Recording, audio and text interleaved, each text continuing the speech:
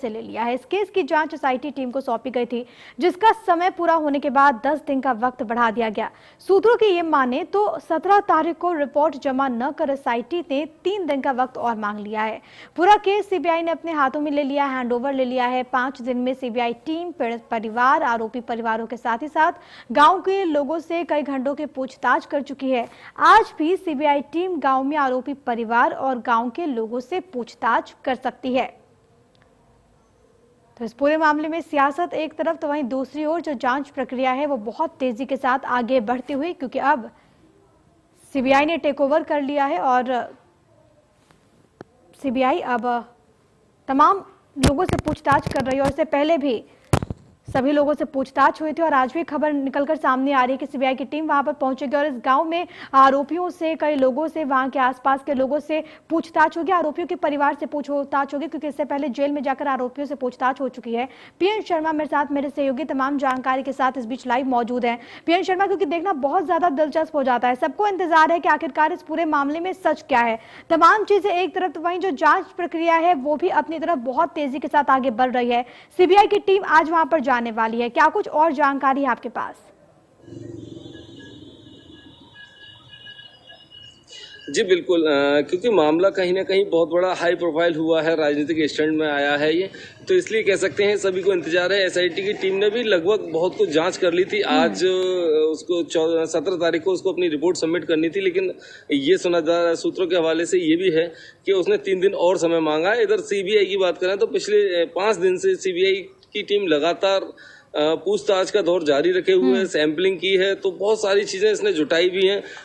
पीड़ित परिवार की बात करें या आरोपी पक्ष की बात करें या कह सकें गांव वालों की, और एक जो चश्मदीद नया निकल के आया है, कह सकते हैं सामने आया, उसकी भी पूरी जानकारी सीबीआई टीम ने की है। साथ में पुलिस कर्मियों से, चंदपा थाने के तत्कालीन पुलिस वाले थे और वर्तमान जो पुलिस है उनसे भी काफी लंबे समय तक सीबीआई टीम ने पूछताछ की है। तो कल जो रहा था लगभग 5 से 5.5 घंटे उन्हें भाभी और मृतका की मां से जानकारी ली, और उसमें ये कह सकते हैं कि हर छोटे से छोटे बिंदु को सीबीआई खंगाल रही है और बहुत जल्दी इस मामले का खुलासा भी कर देगी। और आज भी आशा यही है कि गांव के कुछ लोग इसमें जो कहीं ना कहीं उस केस से रिलेटेड रहे हैं या उन्हें देखा है या केस में शामिल है, उन लोगों से भी पूछताछ करेगी। और जिस तरीके से पीएन शर्मा, आप जिस तरीके से जिक्र कर रहे हैं कि सीबीआई की टीम जो है वो वहां पर कई दिनों से लोगों से पूछताछ कर रही है, और जिस तरीके से हर रोज इस पूरे मामले में कुछ ना कुछ अहम खुलासे हो रहे हैं, चाहे कॉल डिटेल्स को लेकर बात कर ली जाए या फिर चश्मदीद जो सामने आया उसको लेकर बातचीत कर ली जाए, लेकिन ऐसे में यहाँ पर यह भी उम्मीद जताई जा सकती है कि बहुत ज्यादा देर नहीं है जब सीबीआई पूरे कांड का उद्भेदन करे, बहुत ज्यादा देर नहीं है जब सच जो है वो लोगों के बीच में आए।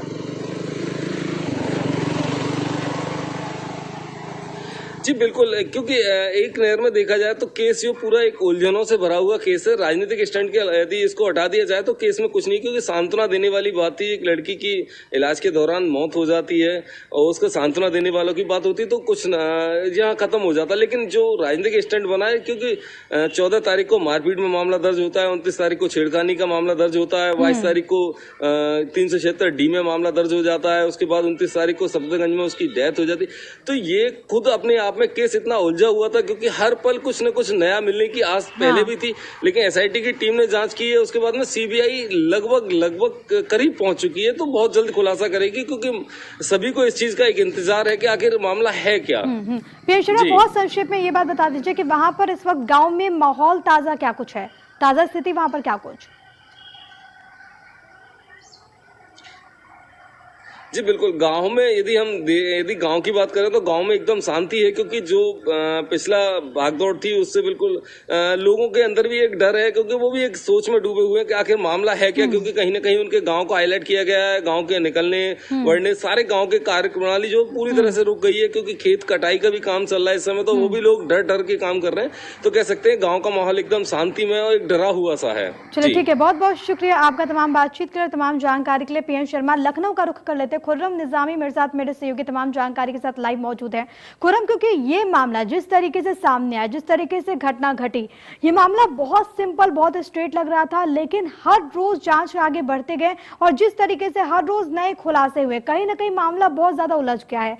तमाम चीजें एक तरफ, राजनीति हमने देखा कि किस तरीके से पूरे मामले को लेकर अभी तक जो राजनीति है वो चरम पर है, लेकिन इन सब के बीच जो जांच है वो बहुत तेजी के साथ आगे बढ़ रही है और जिस तरीके से आसार जाहिर किए जा रहे हैं कि जो तेजी है संभवतः बहुत जल्दी कुछ ठोस चीज जो है वो सामने आएगी। खुर्रम जी बिल्कुल, उम्मीद तो यही करनी चाहिए कि बहुत जल्द सीबीआई कुछ ठोस चीज लेकर सामने आएगी। लेकिन मैं एक बात जरूर बता दूं कि जब सीबीआई ने टेकअप ये केस अपने हाथों में लिया था तो कई थ्योरीज उनके सामने थी। पहली थ्योरी ये थी कि गैंगरेप की थ्योरी थी, जो आरोप था बेसिकली गैंगरेप का वो था। दूसरी थ्योरी ऑनर किलिंग की सामने आई।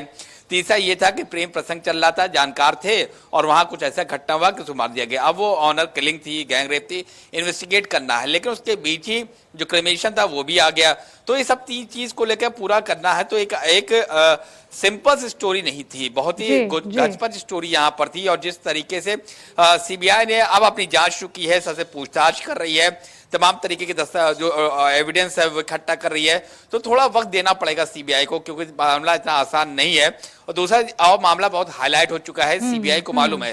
देखिए फैक्ट ये भी है कि जो मामला बहुत हाईलाइट होता है वही मैक्सिमम सीबीआई के पास जाता है। तो सीबीआई की जो अपनी क्रेडिबिलिटी होती है वो स्टेक पे होता है। उत्तर प्रदेश के विगत कई सालों की हम बात करें तो सीबीआई ने काफी हद तक की वो क्रेडिबिलिटी खोई है, चाहे वो डॉक्टर सचान की आत्महत्या का मामला हो, चाहे आप प्रतापगढ़ की बात कर लीजिए वहां का मामला हो। तो तमाम चीजें हैं जिसकी वजह से सीबीआई हमेशा अंडर स्कैनर रही है और उसके सामने बड़ा चैलेंज है कि दूध का दूध पानी का पानी करे तो कैसे करे। आरुषि हत्याकांड आपको याद ही होगा किस तरीके से सीबीआई को लगातार वहां तमाम चीजों दिक्कतों का सामना करना पड़ा था। तो इंतजार करिए, क्योंकि सीबीआई जांच कर रही है, तमाम तरीके की बात वहां सामने आ रही है।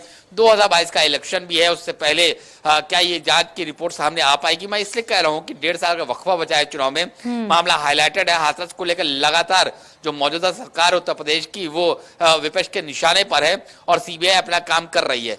लेकिन दिक्कत यहां पर ये आ रही है कि जो तमाम तरीके के जो सबसे बड़ा जो एविडेंस था वो थी डेड बॉडी, उसको तो क्रिमेट किया जा चुका है, उसको डिस्पोज ऑफ किया जा चुकी है। मैं अंतिम संस्कार यहाँ से नहीं कहूंगा कि जिस तरीके से बताया जा रहा है वो अंतिम संस्कार नहीं, उसे डिस्पोज ऑफ द बॉडी कहा जाता है, तो वो किया जा चुका है। तो रेप क्या आप कैसे एस्टेब्लिश करेंगे? जब रेप ही एस्टेब्लिश होगा तो गैंगरेप आप कैसे एस्टेब्लिश करेंगे? शख्सियत गवाह कितने बचेंगे, कितने टूटेंगे?